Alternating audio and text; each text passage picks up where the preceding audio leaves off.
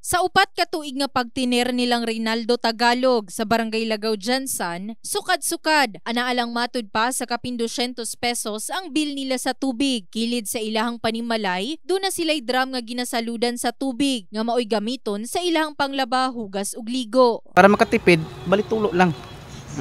Tulo lang siya. Para maabot ang billing, mura gid ang nabayaran. Aron masiguro nga paigo ang water supply sa sunod na pulo ka tuig, usa ang Water Audit Service ang ablihan sa mga konsumante aron sila tabangan makatipid sa tubig. Pinaagi sa survey, una matud pang subayon sa Jansan Water District ang tanang water using equipment sa usa ka household.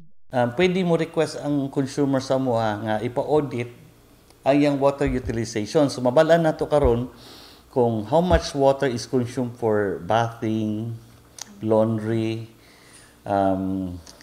food preparation, etc.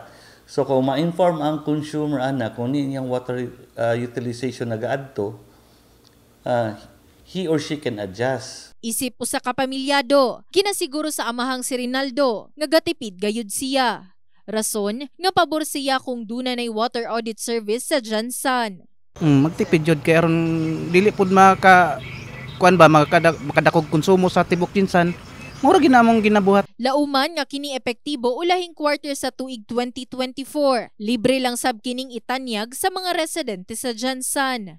In the heart of changing lives, kini si Liza Labajo, Brigada News.